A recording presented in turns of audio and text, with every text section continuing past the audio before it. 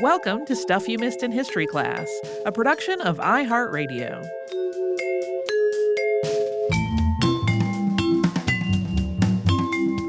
Hello and welcome to the podcast. I'm Holly Fry. And I'm Tracy V. Wilson. I just got back from Japan. You did? Where I was a little longer than planned due to some travel delays, but that's fine. It's a lovely place. And we visited some sites. I was there for a Star Wars convention, and then we tacked on additional days to do other things. And I will confess that I did not, because I was kind of scrambling to make sure we had enough of this show's episodes and the other shows I work on all in the can. I did very little planning for this trip. So I was like, whatever y'all want to do. I went with my husband and my best friend, and I let them pick the itinerary, which was actually great. And we went to a lot of cool places. Listen, you may recall that when we travel internationally, my husband is ever on the lookout for, was a John Wick filmed here? And then we go. And then we go. But in this, and we did do that in Japan. But one of the things that my best friend picked was visiting the Meiji Jingu shrine, which was very, very cool. And it was kind of funny because as we were walking along, there's quite a long walk to get from the city street into the shrine, this beautiful walk. We'll talk about it a little at the end. And we were discussing how old it was or was not. And of course, I am ever like, hey, we have magic boxes in our pockets. Why don't we look this up? And we were all surprised that it was much newer than we thought. So because it doesn't feel new at all. And I was like, this is fascinating. And I want to talk about the whole story of this, which means that we have to talk about Emperor Meiji, which is also just an interesting story about an important and transitional part of Japan's history. Yeah. I'm not a Japanese or Asian studies scholar, but I have sure read a lot of books, and I had a 14-hour plane ride back to do some of that. And in one case, you know, I'm just going to make direct quotes because it involves spiritual things that I would feel uncomfortable trying to parse. Right. Not having been a part of it in any way ever, except for this visit to this shrine. So that's what's up. And we're going to talk about this little part of Japan's history. Yeah. So to talk about the Meiji Jingu shrine, we first need to talk about who Emperor Meiji was. Emperor Meiji's reign began in 1867. Of course, this is going to be an incredibly abbreviated version of that whole reign. We could not talk about the entirety of it in an episode. Meiji is the name he took as emperor. He was born Mutsuhito on November 3rd, 1852. He was the second son of the preceding emperor Komei. Komei's first son had died in infancy. During Komei's reign, the emperor had largely been a figurehead, and Japan was mainly governed by the Tokugawa shogunate. It was during the time of Komei that Japan, which had been mostly closed to foreigners, particularly foreigners from outside of Asia, for about 250 years, was opened up more under Commodore Matthew Perry's arrival and request. He showed up, sort of a famous story at this point, backed up by a show of naval power. So at that point, the country opened its ports to the U.S. The Treaty of Kanagawa was signed on March 31st of 1854. And while it was not a commercial treaty, it was really lopsided in favor of the United States. It made it possible for the U.S. to make more financially strategic moves with Japan. So when Emperor Komei died in 1867, 14-year-old Meiji inherited the throne of a nation that was already in the midst of a great deal of change, both externally on the world stage, but also internally as its identity was evolving as a result of those external changes and exposure to new influences. Komei had not been in favor of modernizing to align with Western ideologies, including the dissolution of the shogunate and feudal ruling structure. But his son Meiji favored modernization, and he made a lot of changes to Japan's governmental organization.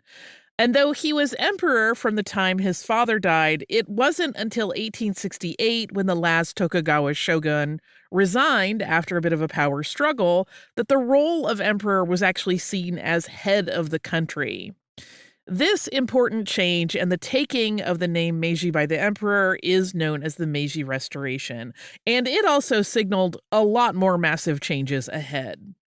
So there were a lot of reasons that a lot of people in Japan opposed these kinds of changes. And it's pretty easy from our Western perspective to boil this down in such a way that it makes it seem like the pre-modernization age was primitive or backwards. And there are a lot of Western texts that seem to want to frame it in this way.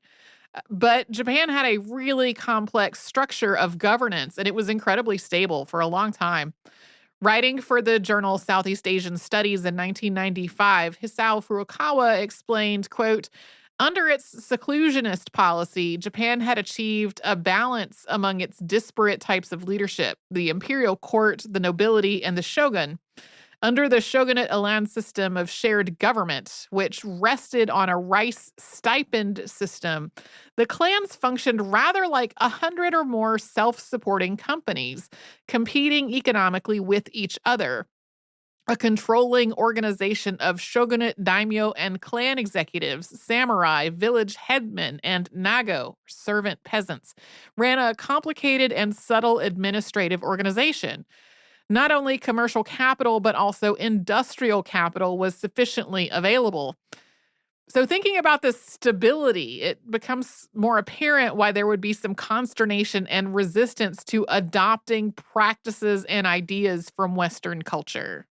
In 1868, the young Emperor Meiji made a number of big changes, and one was that Edo was renamed Tokyo, which means Eastern Capital, and the imperial residence was moved there.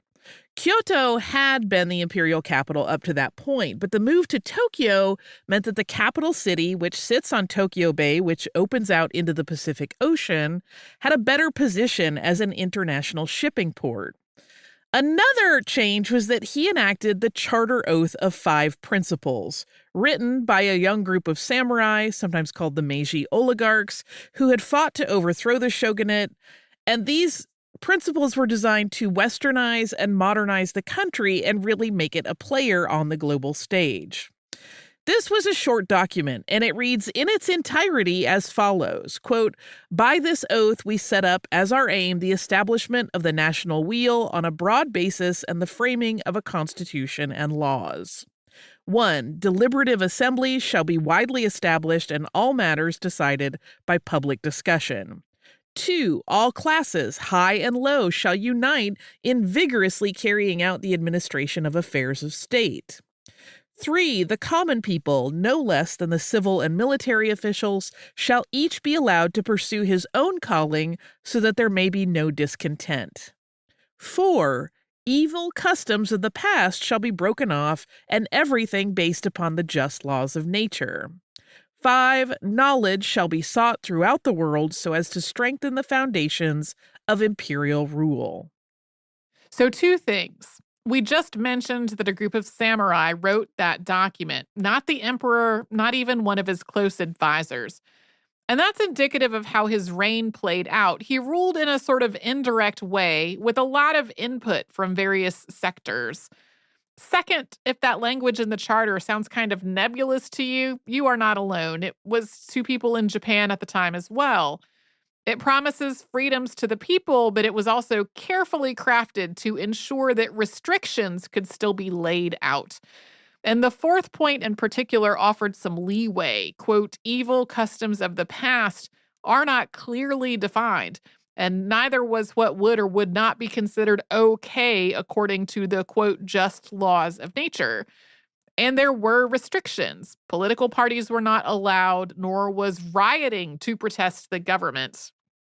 Yeah, I didn't put it in the outline, but that phrase about being according to the just laws of nature fell very much in line with what we'll talk about in a bit, which was making Shinto the national religion. And in reaction to the new government, which was seen as being led by a bunch of young upstarts, which it really was compared to the country's prior leadership, there was a conflict which came to be known as the Boshin War or the Boshin Civil War. The name Boshin refers to the year that the war started. And this war, which had a lot of other influences and a long lead up, could certainly be its own episode. But in terms of Meiji's rule, the conflict lasted a year and a half, and it reflected the turmoil of the nation and a lot of fear about Japan losing that stability it had enjoyed for centuries. Ultimately, the shogunate was defeated. In 1871, the feudal system was abolished completely. The massive nature of this shift cannot be overstated. It changed a 7th-century practice of feudal domains run by local daimyo into a prefecture system that rolled up under the umbrella of the country's central government. But though the Meiji government got rid of the feudal system, it was not as though the entire previous organizational structure and its leadership was just thrown out entirely. In many cases, the feudal lords who had been in power became governors under this new structure. And there were still efforts to create new forces that were hoping to push back on the Meiji government. So there was ongoing conflict and ongoing efforts to be like, let's reverse things and go back to the old way. And that led to ongoing concerns about rebellions and possible added civil wars as the transition known as the Meiji Reformation played out. Coming up, we'll talk about some additional changes to life in Japan during the Meiji period. But first, we will pause for a sponsor break.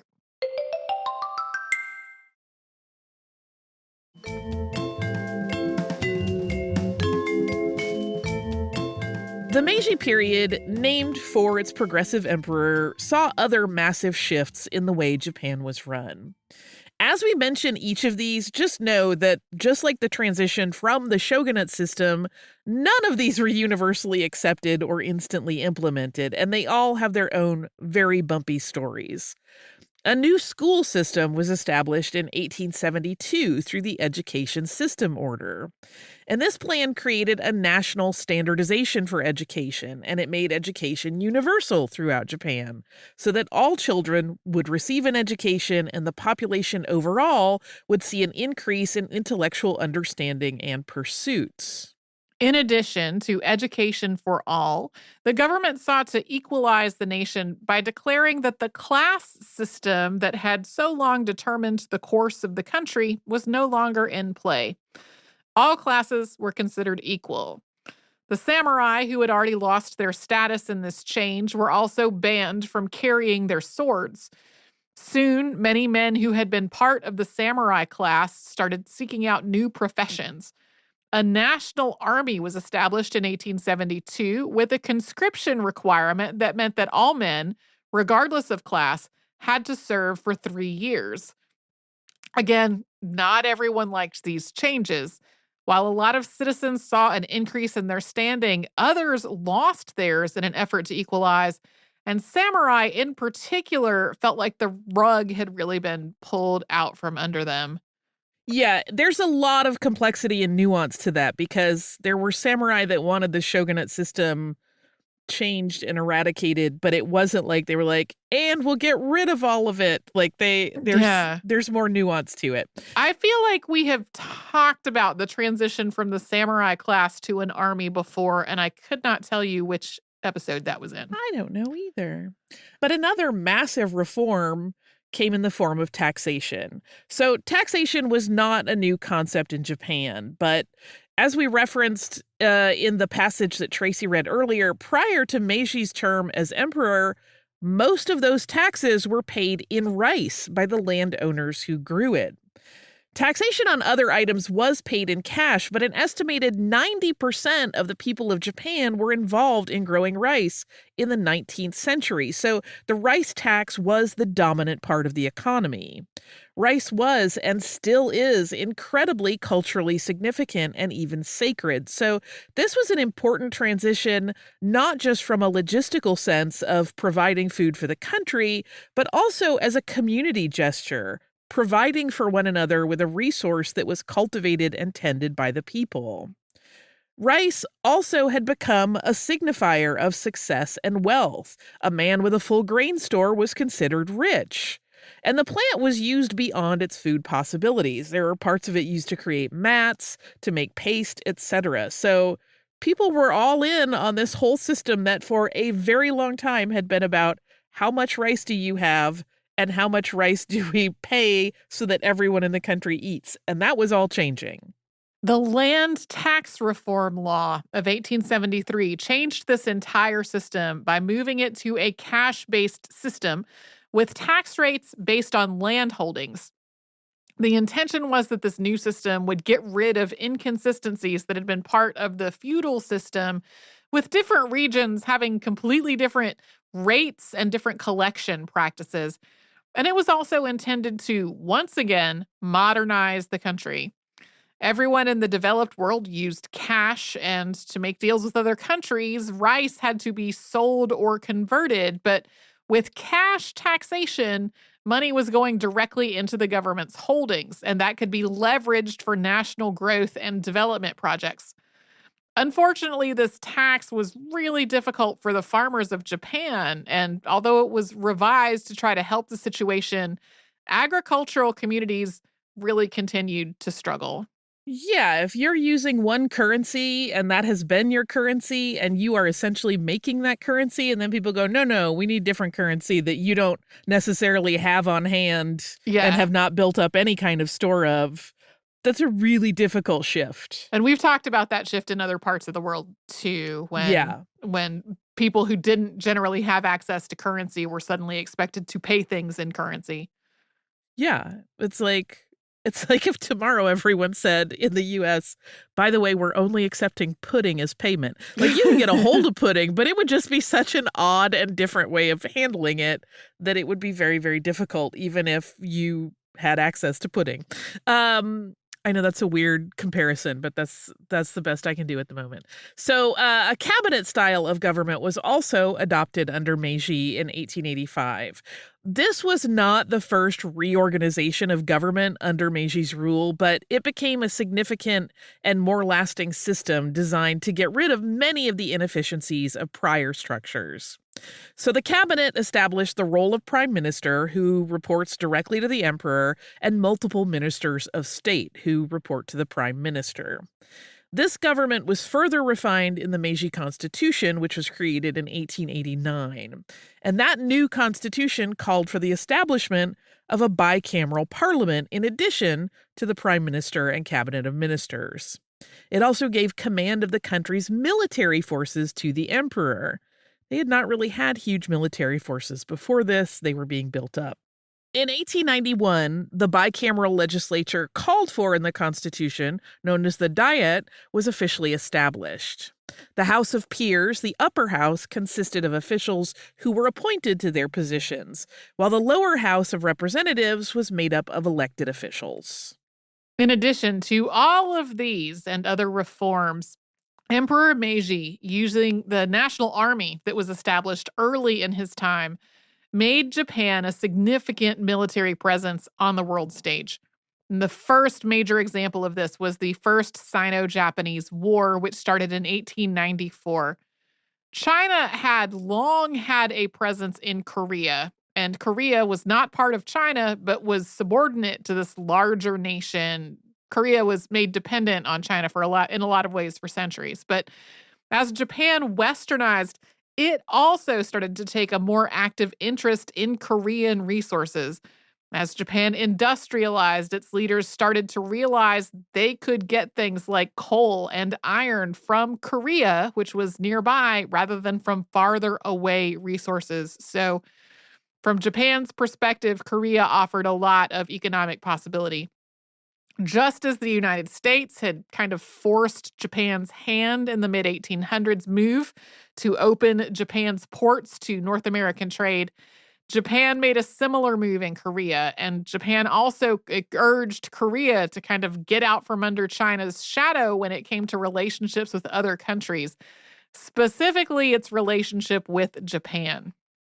The very abbreviated version of what happened next is that Japan's involvement in Korea's status led to a division within Korea, and China supported the groups that wanted Japan to mind its business.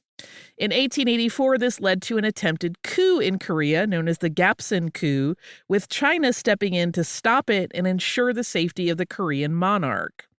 The conflict did not escalate to war because China and Japan signed an agreement that they would both get their troops out of Korea. But 10 years later, the leader of that 1884 coup, Kim Ok-kyun, who was still in support of a Korean relationship with Japan, was assassinated, quartered, and his body was publicly displayed to deter anyone else from joining the pro-Japan movement within Korea. Soon, China had moved troops into Korea again to quell rebellions that sprang up in the wake of this assassination, and Japan, noting that this was a violation of their 1884 agreement, sent its own troops in response. The war ran from August 1894 to March 1895, and in that time, Japanese forces had bested the Chinese forces at sea and had invaded China on land. Chinese leadership finally asked for an end to the war, and in the Treaty of Shimonoseki gave Korea its independence from China, ceded Taiwan and other territory to Japan, opened its ports to Japanese trade, and agreed to pay a steep indemnity to Japan. But after another decade, Japan's interest in Korea once again led to war, this time with Russia. There's another parallel here as well. Russia had moved into Manchuria following the lease of the modern-day port of Lushun, China, which was called Port Arthur at the time. Japan was not pleased with this, and Russia eventually agreed to withdraw military forces from Manchuria after Japan made it clear that their presence there was perceived as a problem.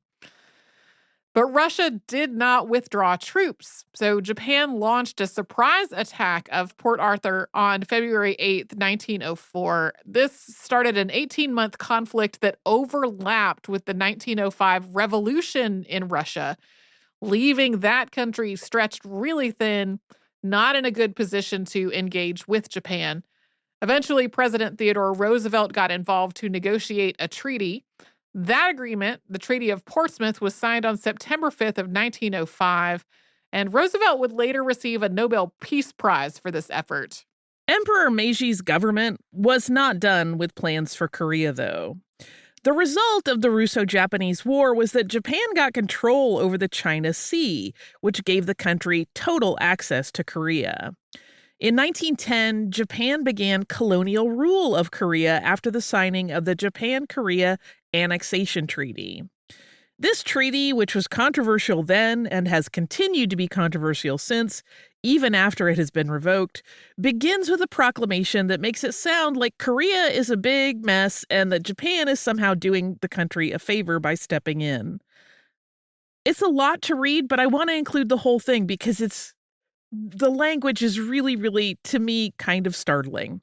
Quote, notwithstanding the earnest and laborious work of reforms in the administration of Korea, in which the governments of Japan and Korea have been engaged for more than 4 years since the conclusion of the agreement of 1905, the existing system of government in that country has not proved entirely equal to the duty of preserving public order and tranquility. And in addition, the spirit of suspicion and misgiving dominates the whole peninsula. In order to maintain peace and stability in Korea, to promote the prosperity and welfare of Koreans, and at the same time to ensure the safety and repose of foreign residents, it has been made abundantly clear that fundamental changes in the actual regime of government are absolutely essential. The governments of Japan and Korea, being convinced of the urgent necessity of introducing reforms responsive to the requirements of the situation and of furnishing sufficient guarantee for the future, have, with the approval of His Majesty the Emperor of Japan and His Majesty the Emperor of Korea, concluded through their plenipotentiaries a treaty providing for complete annexation of Korea to the Empire of Japan. By virtue of that important act, which shall take effect on its promulgation on August 29, 1910, the imperial government of Japan shall undertake the entire government and administration of Korea. The first article of the treaty states, quote, His Majesty the Emperor of Korea makes the complete and permanent cession to His Majesty the Emperor of Japan of all rights of sovereignty over the whole of Korea. And then the rest lays out various ways that the Emperor of Japan will govern Korea. There's also one article that reads, quote, "The government of Japan will, so far as circumstances permit, employ in the public service of Japan and Korea those Koreans who accept the new regime loyally and in good faith and who are duly qualified for such service." There is obviously a whole history with Japan and Korea, much of it deeply upsetting Yeah. following this. Yes. And in some cases before this too, but like following this especially. Yeah. That whole idea of loyalty is going to come up here in a moment, and we're going to get to the shrine soon. But first, we will hear from the sponsors that keep the show going.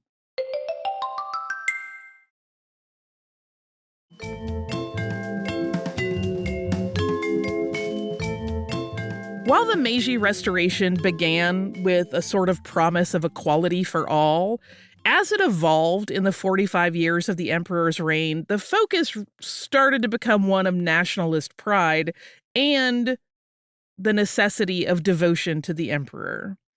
This shift had started with the reforms of education and taxation that sought to make the people of the country more prepared for a new era engaging with the rest of the world. But even in those early reforms, it also included a lot of requirements of loyalty to the emperor. And as Japan fought and won in military conflicts with major global powers, that sense of nationalism really crept in. Emperor Meiji died in Tokyo on July 30th, 1912. His consort, Empress Shokin, died 2 years after that. They were entombed outside of Kyoto, but the Diet, through a resolution, established a plan to memorialize Meiji and his empress and to enshrine their kami, which is sort of like their spiritual essence, in Tokyo. The site was chosen because it was, at the time, a park that featured an iris garden that the couple really loved. This park was built on land that had been part of a daimyo's holdings in the era prior to the Meiji governmental restructuring, and it was taken by the government in Meiji's time to be turned into the Yoyogi Imperial Garden. It was at Meiji's order that the iris garden be planted in the park to delight Empress Shokin because irises were her favorite flower. Emperor Meiji and Empress Shokin are important figures because they were the first modern imperial rulers of Japan. But as we've mentioned, Meiji was not operating as the final word in Japan's government, or even always as the primary decision maker in the changes that the country underwent during his time. But he represents the moment of modernization and a new age of Japanese identity. And though many of the reforms enacted during his reign had really problematic consequences later on, including some of the issues with Korea that Tracy and I referenced just a moment ago, he was still recognized as ushering in a lot of significant change and bringing Japan out of isolationist thinking and into the global community. Meiji Jingu is a Shinto shrine, which makes sense as Shinto was made the state religion during the Meiji reign. We would never in any way consider ourselves experts on Shinto. So as an explainer, we are quoting from the Meiji Jingu website. Quote, "Shinto is Japan's ancient original religion, and it is deeply rooted in the way of Japanese life. Shinto has no founder, no holy book, and not even the concept of religious conversion, but Shinto places value in harmony with nature and virtues such as magokoro, sincere heart. In Shinto, something divine is regarded as kami, divine spirit, and it is believed that there is an unlimited number of kami. Kami can be found in mythology, in nature, and in human beings. From ancient times, Japanese have felt awe and gratitude towards such kami and enshrined them to Shinto shrines." Shinto is such a part of Japanese culture that it almost transcends the idea of religion and becomes a more cultural practice. Writing for the Yale Forum for Religion and Ecology, Rosemary Bernard noted, quote, "It is impossible to consider the topic of Shinto and ecology without making reference to the broader issue of Japanese cultural attitudes to the natural environment. This is because what one might describe as Shinto beliefs are often values that are entrenched in Japanese folk culture in general and which find expression in other areas beyond religion, from sociopolitical organization to aesthetics and so on. So the setup of the park and the shrine is really incredible for a number of reasons. So, for one, it offers this almost surreal, complete sense of isolation and serenity, even though it is right in the middle of the city, just steps from Harajuku Station. It's about a 10-minute walk from the station to the entrance to the park. Once you enter the park area, which is far larger than the original park, it's about 173 acres in size, you are completely surrounded by trees as you make your way to the shrine's torii gates, which separate the secular part of the grounds from the sacred section. And before you pass through the final gate, you pass through a font called the Temizuya, where you wash your hands and rinse your mouth with water to be purified. The trees at the shrine have their own story because the Meiji Jingu shrine is surrounded by a man made forest. And the trees that make up that forest were donated by the people of Japan from all over the country, with an estimated 245 species represented. Holly saw several write ups that said there were 100,000 trees, but a 2015 book on Shinto shrines written by Joseph Cali and John Dougill gave the number of trees as 170,000. So it may be that smaller number was more of the starting point when the shrine was completed in 1920. When you look at photos of the site from when it was first dedicated, you can see how much this forest has grown. In old aerial photos, you can clearly see all the buildings with just the trees planted around them. But in photos today, it is just a mass of green foliage with small glimpses of the structures peeking through. The shrine was designed by one of Japan's famous architects, Ito Chuta, in a traditional Shinto style, and work began on the structure in 1915. The main materials used were Japanese cypress and copper, and the site is really a full complex. In addition to the main shrine, there's also an amulet office where visitors can purchase omamori to bring good fortune. There's a museum that includes various treasures related to the shrine and to Emperor Meiji, and a secondary annex of the museum. There is also a sacred music hall known as the Kaguraden. There is a cafe and a martial arts dojo. Not all of these buildings, of course, were original to the site. In fact, none of the current buildings are from the original 1920 opening. During World War II, almost all of the buildings at Meiji Jingu burned in air raids. Surprisingly, the forest survived, though. In 1958, after a public fundraising effort generated enough money to rebuild, the shrine was reconstructed using the original plans. There was also a lot of other stuff going on in Japan in the time between World War II and 1958 when this rebuilt, but at this point, I just wanted to focus on the shrine.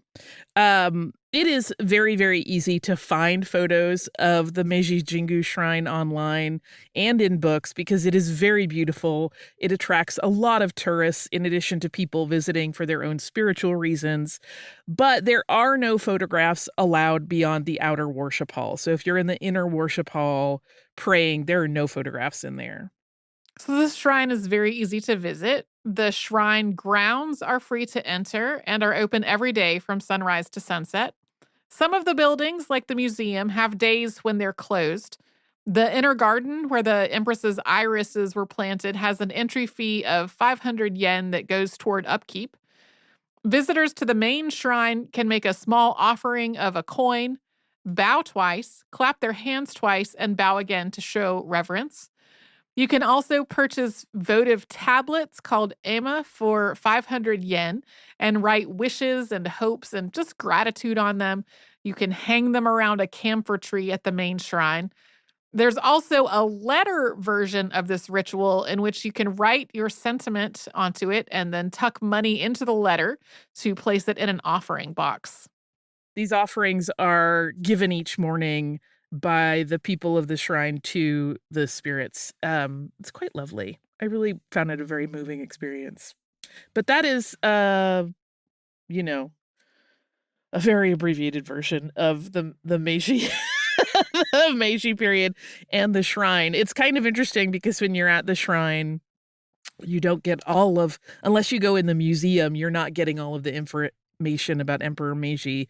Presumably to people of Japan, the connection is obvious, but to tourists, I feel like they may not always understand exactly like what is going on and why those people were chosen to have a shrine built to memorialize them. So if you go to Japan, highly recommend it. Do you have listener mail for us? I do. Because I've been gone, my listener mail is a little bit behind recent episodes, but we'll get caught up.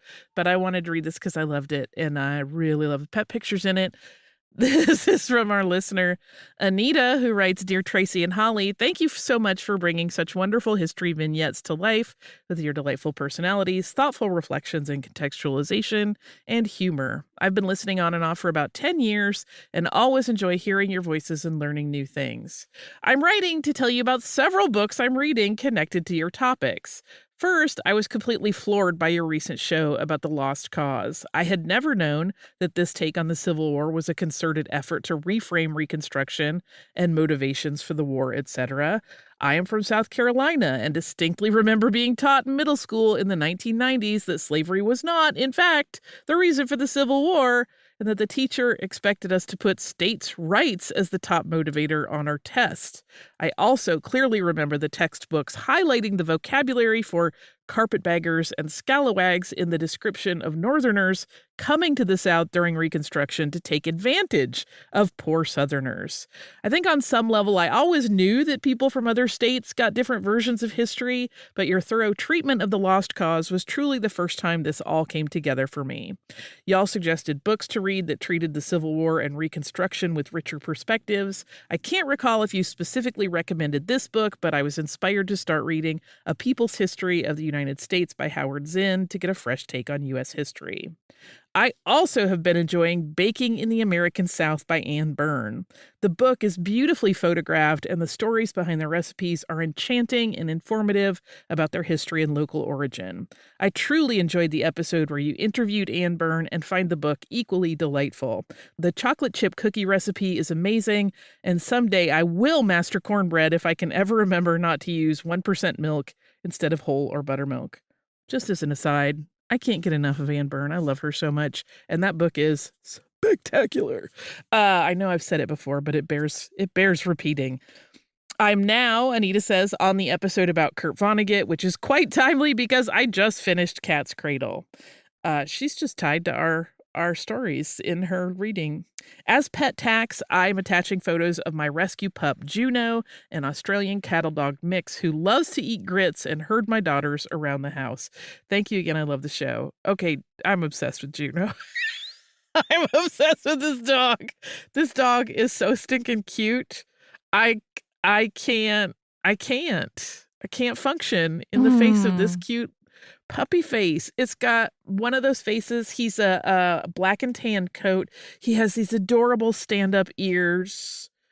The eyes are gorgeous. Juno, you're a gem. We can just tell. I love it. Although now I realize that Anita did not specify whether Juno was a boy or a girl. So I called Juno a him. I don't know. Juno, you're beautiful though. I'm telling you, that dog, weaponized cute. It's the very best. If you would like to write to us, send us pictures of your painfully adorable pets. And remember, I like them all. So if you got pet spiders, send them my way. You can do that at historypodcast@iHeartRadio.com. I don't know if Tracy wants pictures of spiders. Maybe put spiders in all caps on any emails that might include them so she can make that choice. I'll be looking at them. You can also subscribe to the show on the iHeartRadio app or wherever it is you listen to your favorite show.